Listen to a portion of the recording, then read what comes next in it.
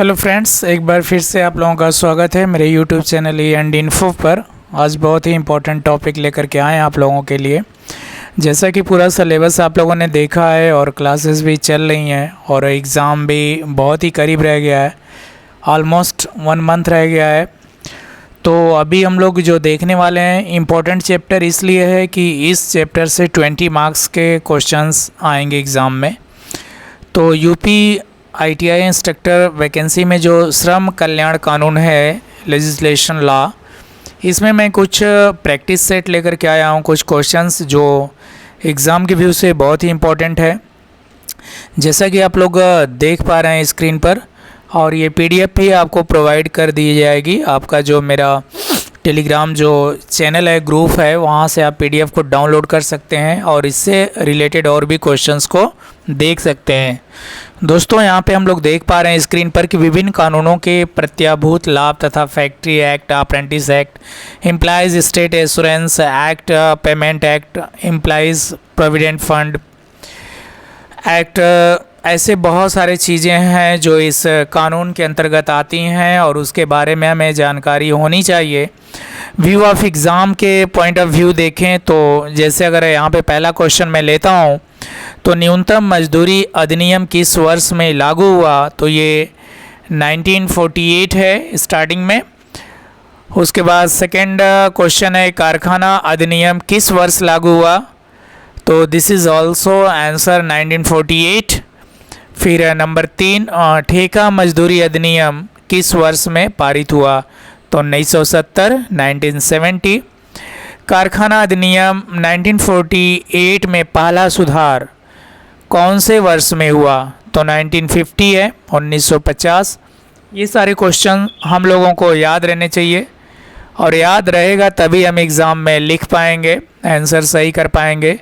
दूसरी चीज़ कि पूरा 100% हम लोगों को ये क्वेश्चन ही आ जाएंगे एग्ज़ाम में, ऐसा नहीं है, लेकिन हाँ इसमें से ज़रूर हो सकते हैं और आपको अपने तरफ से भी तैयारी करनी है according to syllabus.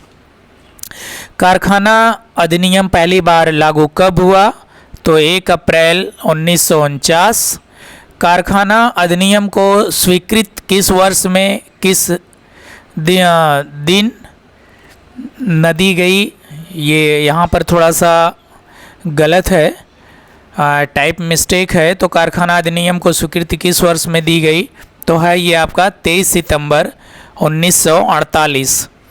Next question number 7, किसी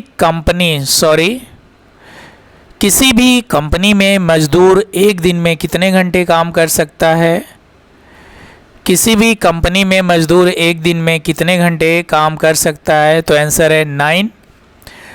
कोई भी कर्मचारी पूरे हफ्ते में कितने घंटे से ज़्यादा काम नहीं कर सकता, तो 48। मजदूरी भुगतान अधिनियम कौन से वर्ष में पारित हुआ, 1936। प्रशिक्षुता अधिनियम किस वर्ष में शुरू की गई, 1961। एक प्रशिक्षु किसी कंपनी में कितने घंटे काम सीख सकता है, तो 3 से 4।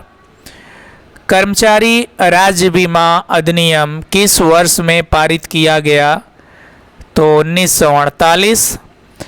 कर्मचारी राज्य बीमा अधिनियम कितने तनख्वाह कमाने वाले कर्मचारी पर लागू होता है, तो आंसर है 10,000।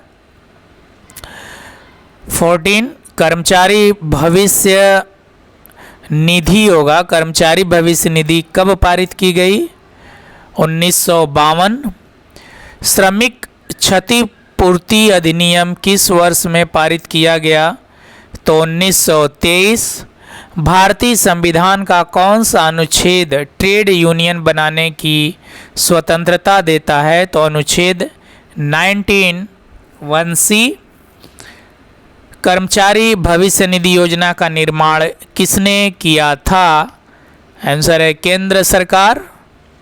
न्यूनतम मजदूरी अधिनियम कब पारित हुआ, तो 1948। क्वेश्चन रिपीट हुआ है।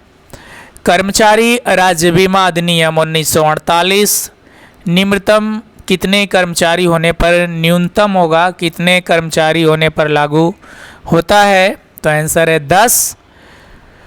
श्रमिक क्षतिपूर्ति अधिनियम 1923 उन पर लागू नहीं है जो निम्न अधिनियम से रक्षित हैं। तो कर्मचारी